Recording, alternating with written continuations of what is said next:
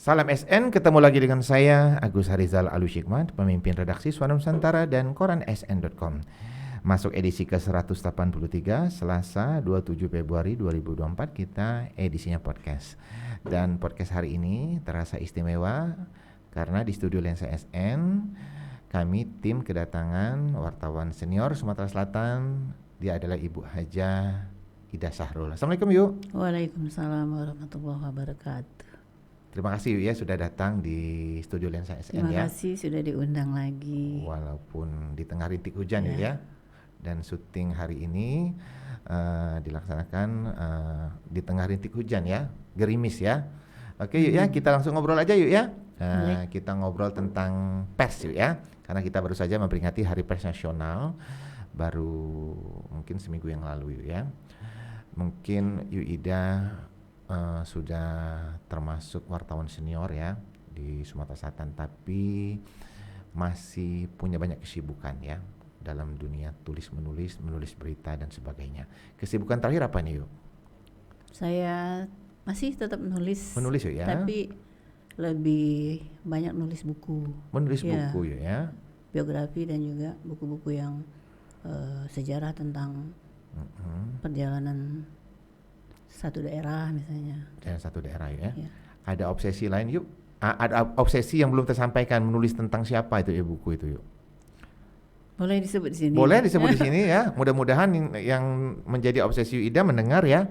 Amin. Saya pengen sekali nulis buku Pak Susno Duaji. Pak Susno Duaji ya. Mungkin Pak Susno bisa mendengar ya. Pengen sekali obrolan ini. Sama satu lagi tokoh politik Sumatera Selatan yang saat ini masih berkiprah dan eksis, Bapak Kahar Muzakar ya. Kahar Muzakar ya. Dari Partai Golkar, anggota DPR RI ya. DPR RI, kalau nggak salah ya. Oh itu cita-cita Yuk Ida ya. Dan penonton Lensa SN ketahui bahwa Yuk Ida sudah begitu banyak menulis buku ya selama ini. Sudah berapa banyak buku yang ditulis Yuk? Sekitar 13 buku sudah. 13 buku Yuk ya. Kalau menyelesaikan satu buku itu berapa lama itu biasanya Yuk? Tergantung usernya. Kadang-kadang mau cepet, kadang-kadang juga kita yang lebih fleksibel menyesuaikan dengan kemauan yang punya buku. Oh itu ya, bisa diatur lah Yuk ya. Dan mungkin pengumpulan datanya mungkin yang lama Yuk ya. Itu yang handicap tertingginya di situ kan. Nyari data terutama kalau toko itu orang-orang yang sudah agak sibuk, tua ya. Ya, dia punya teman-teman yang ada yang sudah tidak ada, tapi kita berhubungan dengan keluarganya misalnya. Jadi pengumpulan datanya agak lama mungkin agak ya. Lama ya. Oke. Data dan foto yang agak lama itu ya. Buku mana yang paling lama Yuk kerjakan Yuk, yang pengumpulannya agak rumit mungkin Yuk ya? Boleh diceritakan di sini Yuk? Buku terakhir yang saya tulis dan sekarang sudah dirilis bukunya Ibu Hajah Delima Abdul Rozak yang dulu ayahnya seorang residen di Sumatera Selatan. Lama karena terganjal COVID waktu itu ya. Tempat stuck selama 2 tahun lebih gitu. Dan akhirnya sudah selesai diterbitkan dan sudah di launching. Sudah dirilis keluarga ya. Oke ya. Penonton Lensa SN selain menulis buku, Yuk Ida sebagai wartawan juga masih buat berita Yuk ya. Ada. Masih. Boleh diceritain tentang buat berita ini Yuk ya. Masih dimintai beberapa teman Bu ya. Ya nulis berita seperti biasa, tapi kebanyakan yang saya tulis itu dalam bentuk picture ya. Bukan berita-berita strike news. Kalau strike news kan harus ke lapangan lebih dulu, tapi kalau picture pendalaman aja. Dan data-datanya itu kan banyak bisa diperoleh dari berbagai sumber gitu. Ini semangat untuk yang generasi muda ya. Yuk Ida yang sudah sangat senior masih bersemangat menulis buku dan masih menyempatkan menulis berita ya di beberapa media online ya. Nah, kemudian Yuk tentang Hari Pers Nasional, kan kita baru saja memperingati Hari Pers Nasional. Mungkin Yuk Ida punya penilaian tersendiri tentang pers ya, terutama pers di Sumsel ini sekarang. Silakan Yuk Ida. Saya melihat pers di Sumatera Selatan berkembangnya sama dengan kota-kota besar lain yang ada di Indonesia ya, terutama sejak lahirnya reformasi, kebebasan untuk menerbitkan koran dan Koran itu ya. media-media itu lebih dipermudah lebih ya. dipermudah ya. Beda dengan dulu kan, tidak semua orang bisa punya surat kabar membuat dan surat kabar ya. Hanya saja mungkin kebablasannya di situ ya, karena terlalu terbuka dan terlalu ya. jadi semua orang bisa menerbitkan media ya tanpa harus syarat-syarat apa, yang penting ada modal, terus itu punya perusahaan ya, selesai. Di sisi lain saya melihat beda kalau wartawan dulu sama sekarang tuh ya. Kalau kita dulu itu digembleng oleh senior-senior yang punya harus disiplin yang tinggi. Disiplin tinggi, terus itu kita juga sebelum mencari dan menulis berita itu kita ada belajar di lembaga-lembaga tertentu, lembaga-lembaga pers yang diajak kerja bareng oleh media yang tempat kita kerja gitu. Jadi nggak langsung bisa nulis berita begitu aja. Boleh diceritakan Yu Ida pertama kali bekerja di koran mana atau media mana, Yu? Boleh silakan. Saya dulu kerja di Sumatera Express, manajemennya Surya Persindo ya, punya Pak Surya Paloh ya. Tahun berapa itu, Yu? Tahun 1991. Oh, sudah lama sekali ya. Kemudian, Yuk. Kemudian tidak lama tutup kan Sumatera Express zamannya itu. Saya ke Suara Rakyat. Suara Rakyat Semesta ya. Dulu kan manajemennya di bawah Pikiran Rakyat Bandung. Ya. Terus lagi pindah lagi, loncat-loncat. Pokoknya sampai terakhir saya kerja di surat kabarnya punya Pak SBY zaman dia jadi presiden ya. Oh gitu ya. Banyak sekali ya. Beliau berhenti jadi presiden, korannya juga tutup kayak tutup gitu. Ya. Tapi saya tetap eksis di media-media online, terus tuh ada ajakan teman-teman, terus tuh yang paling fokus itu nulis buku. Nulis buku ya, lebih fokus nulis buku ya. Lebih enjoy nulis buku karena lebih banyak tinggal di rumah ya. Ada timnya dalam menulis buku ini, Yuk? Ada. Boleh disebut namanya tim. Ada tim dari teman-teman media lokal. Iya, beberapa teman pers juga ya. Iya, dan lain-lainnya gitu. Iya, dan penonton Lisa SN memang seorang Yu Ida Sahrul di kalangan pergaulan pers dikenal sebagai penulis buku ya sekarang ini ya, terutama tokoh-tokoh Sumatera Selatan ya. Oke Yu ya, masih dalam kaitan Hari Pers Nasional. Sekarang ini kan media online tumbuh sangat subur ya, dan kita update berita itu dengan cukup memegang smartphone ya. Nah mungkin Ayu bisa bercerita dikit tentang fenomena ini, silakan ya. Tidak dapat kita pungkiri bahwa memang media online itu kan seiring berkembangnya informasi ya, media online itu semakin tumbuh subur terutama di Sumatera Selatan sendiri kan. Kita punya handphone, yang penting ada akses internet, bisa bikin berita. Jadi saya pribadi bikin berita, saya produsennya, saya konsumernya. Jadi gitu dua-duanya ya. Bisa kalau dulu kalau dulu kan koran nggak seperti itu, kita harus menunggu sampai besok ya. gitu. Sekarang ada kemudahan, saya ada peristiwa apa, saya lihat di jalan langsung saya kirim lewat internet keluar. Ya, itu tentang media online ya. Kalau kita lebih kecilkan lagi ya. Ayu Ida juga sering menulis berita untuk beberapa media online di Sumatera Selatan. Kalau perkembangan media online di Sumatera Selatan bagaimana, Ayu Ida? Saya kira cukup tinggi. Teman-teman kita yang sesama jurnalis juga sekarang punya kesempatan untuk bikin media online sendiri ya. Saya misalnya, Agus misalnya, semua punya media online sekarang. Jadi tidak harus jadi wartawan punya media online. Kadang-kadang siapa yang punya dana atau kemampuan modal, kemampuan dia bisa menulis di media online, punya media online ya. Oke ya. Ida, kita baru saja mengikuti konferensi provinsi pemilihan ketua PWI Sumsel ya, dan terpilih Bung Kurnaidi ya. Kurnaidi ya. Mungkin Yu Ida punya harapan tertentu untuk ketua PWI Sumsel yang baru. Silakan Yu Ida. Saya mengucapkan selamat kepada Bapak Kurnaidi yang terpilih sebagai Ketua PWI Sumatera Selatan periode 2024-2029.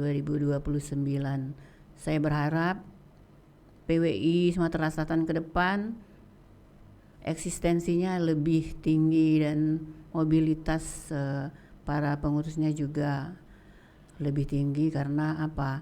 Di Sumatera Selatan banyak sekali media dan banyak sekali wartawan, dan semoga PWI punya kantor yang representatif dan Punya gedung sendiri yuk ya. ya punya kantor sendiri. Terus di kantor itu, di tempat itu akan menjadi rumah bersama para wartawan dari berbagai Untuk media beraktivitas ya, untuk berdiskusi, beraktivitas, untuk diskusi, silaturahmi, silaturahmi dan berinteraksi lah ya, berinteraksi sesama antar media. sesama media ya. Itu penonton Lesa SN, harapan Yuida kepada Ketua PWI yang baru ya. Oke penonton Lesa SN, kita lanjut ngobrol lagi dengan Yuida ya, masih seputar pers ya Yuida ya. Nah Yuida ya, untuk media saat ini ya, kadang-kadang ada wartawan itu dipermudah dengan untuk pekerjaannya yuk ya, karena ada dikirim rilis ya dari lembaga tertentu atau institusi tertentu ya, dan fenomena rilis ini juga diterima redaksi SN ini yuk ya, karena setiap hari email itu berdatangan rilis-rilis dari banyak pemerintahan. Mungkin Yuida punya pendapat atau saran khusus atau gambaran tertentu tentang fenomena rilis saat ini. Silakan yuk. Kalau ngomong soal rilis tuh sebetulnya saya di satu sisi sedih, di satu sisi miris ya. Karena apa? Rilis itu sebenarnya kan dikirim oleh instansi atau perusahaan untuk mengangkat citra mereka kan, dan menyampaikan informasi apa yang terjadi di perusahaan atau lembaga tertentu itu. Tapi mestinya teman-teman media itu menjadikan rilis itu sebagai acuan saja ya, karena apa, di setiap rilis yang datang itu selalu pihak pengirim itu kan mengirimkan gambaran nomor telepon dan sebagainya untuk gambaran lebih, utama saja kejadian itu tentang ya. Untuk lebih detail ya. Detailnya itu kita mestinya membuatnya itu sesuai dengan selera kita, jangan terfokus sama rilis yang sudah dikirim ya. Jadi kita bisa saja mengkombinasi judul ya, kemudian kepala beritanya atau leadnya yuk ya. Kalau misalnya berita itu tentang tanah misalnya, siapa instansi tertentu yang punya kapasitas untuk ngomong soal tanah, persoalannya apa dan sebagainya. Jangan ditelan mentah-mentah rilis itu kan. Saya melihatnya seperti itu teman-teman, seperti copy paste kan, cuma pindahin dari rilis ke koran, terus itu yang terjadi itu seperti itu sekarang kan. Mungkin hanya merubah judul sedikit ya, diterbitkan ulang ya. Iya. Sebetulnya itu tidak boleh kan. Ya. Tidak boleh seperti itu. Idealnya. Tapi kenyataannya ini jadi hal yang biasa sekarang ya. Iya. Rilis itu kalau buat media-media yang mainstream sekarang kan sebenarnya tidak begitu penting, karena karena kan mereka punya wartawan yang turun di tempat kejadian kan. Dan kalau media online kan punya ciri khas tersendiri ya. Harus update berita dari waktu ke waktu ya. Iya betul. Cuma saya berharap kan itu, tapi juga tergantung dari lembaga ya, kebijakan dari lembaga masing-masing, lembaga medianya ya. Iya. Oke, itu pendapat dari Yuida tentang fenomena rilis saat ini. Oke, penonton Lesa SN, lanjut podcast lagi kita ya, masih bersama Yuida Sahrul ya. Kemudian tadi kita sudah ngobrol tentang media online. Nah, sekarang kita ngobrol tentang fenomena medsos di sekitar kita. Karena kita tidak terasa yuk ya, sehari-hari kita melihat medsos ya, media sosial ya. Mungkin Yuida punya pendapat tersendiri tentang medsos ini. Silakan Yuida. Iya. Pengalaman saya kan, kalau boleh berbagi kan, tanpa megang HP itu rasanya gimana gitu ya sehari-hari. Tidak lengkap ya? Tidak lengkap. Jadi ada medsos itu kan banyak, ada Facebook ya, WA, Twitter, Instagram dan lain sebagainya. Ada TikTok yang terbaru ya sekarang ya. Terbaru ya. Bedanya sekarang itu kan berkembangnya cepat gitu ya. dan harus kita ikuti. Harus kita ikuti ya. Kadang-kadang sama seperti media online juga kan, cepat beritanya nyampe, begitu ada kebakaran langsung dapat sama kita informasinya kan. Hanya saja keakurasiannya itu agak kurang karena kan tidak disaring terus langsung keluar begitu saja. Dan juga fenomena yang lainnya itu banyaknya berita-berita hoax ya, hoax. Oh iya, dalam yang medsosnya. Kalau kita keluar. tidak hati-hati bisa menerima berita itu yuk ya. Iya. Ya kadang-kadang disebar ke grup-grup kan, punya di grup seperti WhatsApp kan.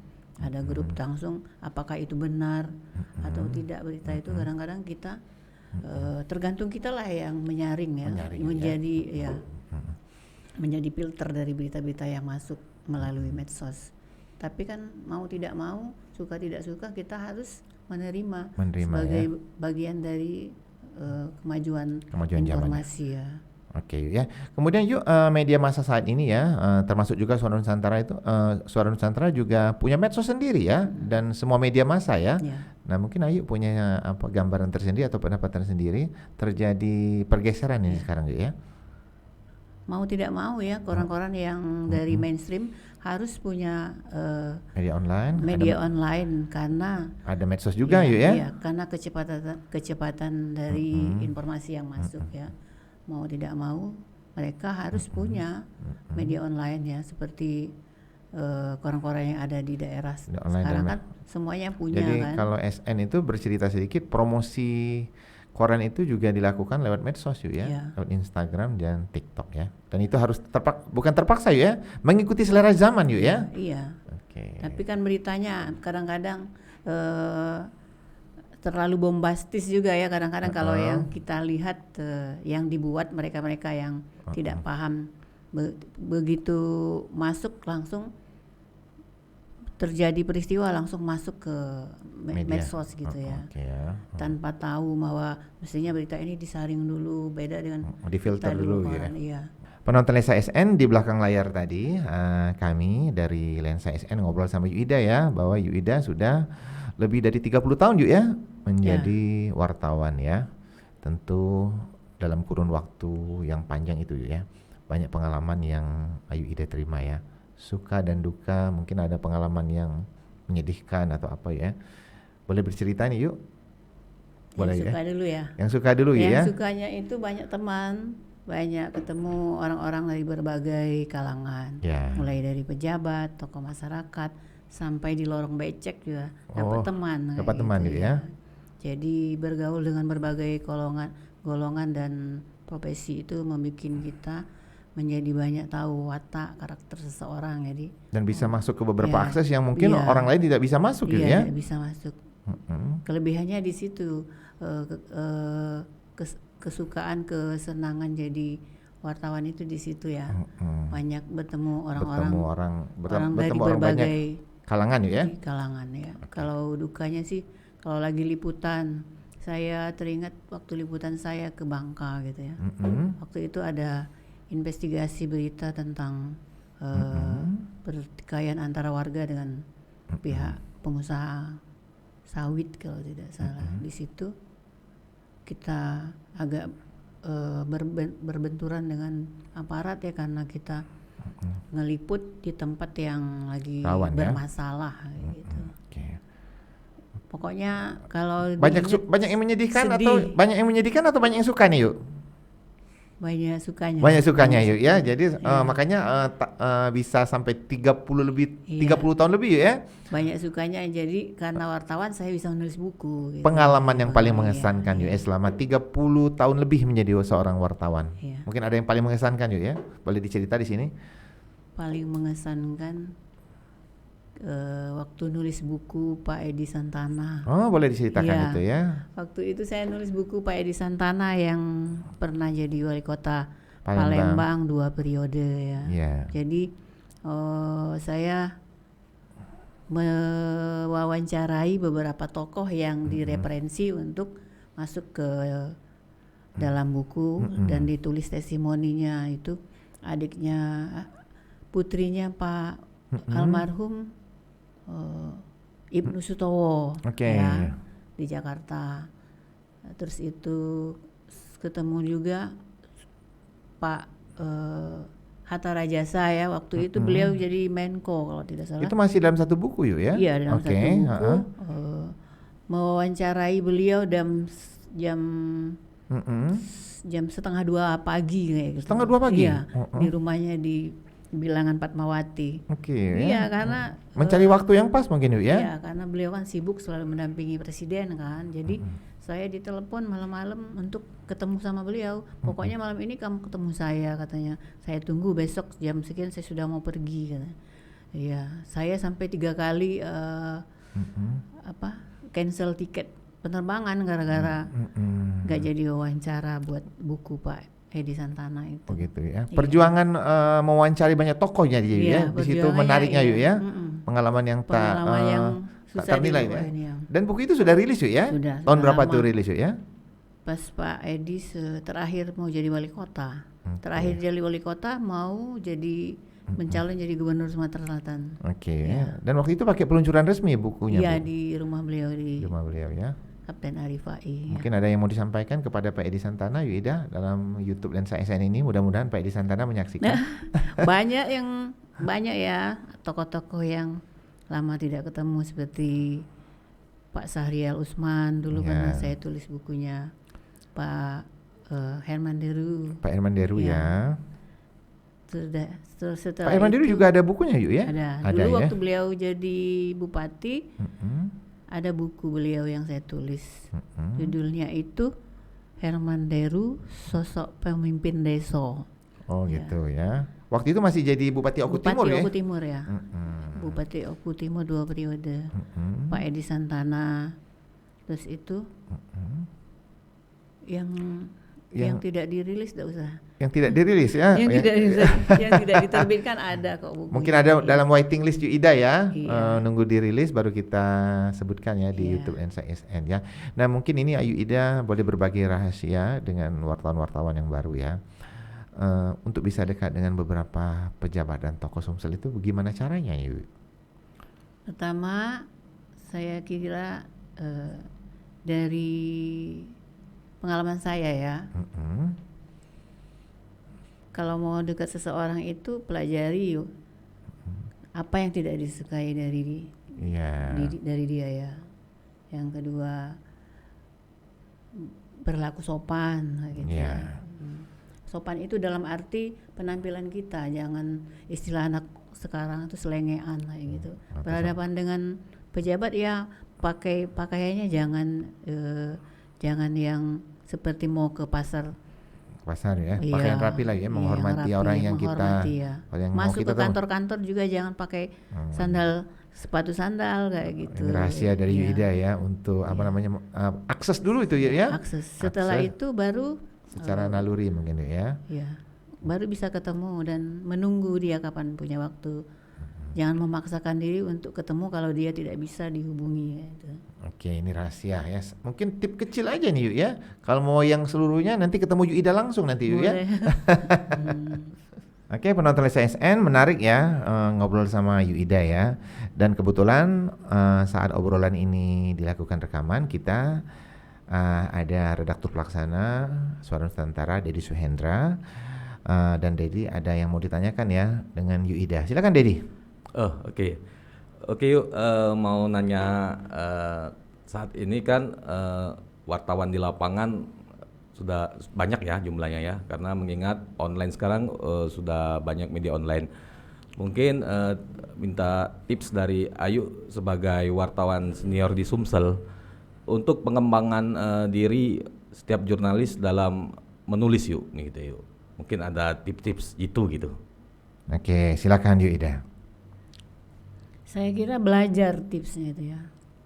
Kunci untuk pengembangan diri itu belajar. Tapi kan belajar tidak harus di lembaga yang resmi, di bangku kuliah atau di sekolah dan sebagainya. Tapi kan belajar melalui pengalaman orang, belajar dari membaca tulisan orang misalnya ya, tulisan-tulisan yang berkualitas seperti kalau majalah kan ada majalah yang bagus buat kita belajar tuh seperti Tempo gitu. Kalau buat berita-berita yang sifatnya investigasi belajar dari situ kan Bagaimana sih cara menulis berita investigasi yang benar atau in-depth reporting itu seperti apa? Lihat di buku, lihat di Google bisa. Terus itu bisa juga lebih banyak belajar dari tulisan teman-teman yang punya pengalaman yang lebih banyak ya. Misalnya banyak kan wartawan-wartawan senior yang cara nulisnya bagus. Terus itu teman-teman kita yang suka ikut lomba-lomba karya tulis kan, mereka kan juga tempat belajar kita. Kenapa sih dia jadi juara? Apa rahasianya? Baca tulisannya. Oh seperti ini, seperti ini. Jangan sekali-sekali misalnya ada rilis dimakan mentah-mentah. Rilis itu kan harus dikembangkan sebagai pedoman bahwa ini sudah ada bahannya. Apa yang perlu saya kembangkan dari rilis ini ya misalnya gitu. Jadi jangan sampai rilis itu kita telan mentah-mentah dijadiin berita kita. Oke, Itu ya. dari saya. Itu tips dari Yuida untuk pengembangan diri ya, dalam menekuni dunia jurnalis ya. Oke Yuida, tampaknya kita udah di ujung obrolan yuk ya. Dan biasanya di Lensa SN di ujung obrolan itu ada harapan atau ide atau semacamnya ya dari tokoh yang hadir. Karena Yuida adalah wartawan senior di Sumsel, mungkin di wilayah Pers Sumsel ya, harapan Yuida. Silakan Yuida. Harapannya semoga Pers Sumatera Selatan ke depan akan semakin baik. Jauh dari kata-kata hoax, menulis berita hoax gitu ya. Terus itu ada tempat-tempat belajar misalnya seperti PWI mengadakan Pelatihan. sekolah atau pelatihan ya dengan bekerja sama dengan lembaga-lembaga PES yang ada di pusat kan untuk lebih meningkatkan kualitas dari wartawan-wartawan yang ada di Sumatera Selatan. Oke, dan itu juga untuk mengharumkan Pers di Sumsel ya? Ya, untuk lebih mengharumkan nama pers di Sumatera Selatan. Oke, penonton Lensa SN, itulah obrolan menarik dengan wartawan senior Sumsel, Yuida Sahrul. Jangan lupa untuk like, comment, share, dan subscribe kanal YouTube Lensa SN agar informasi menarik dari kanal YouTube ini tetap tersebar merata di bumi Sumatera Selatan. Salam SN, salam kompak selalu.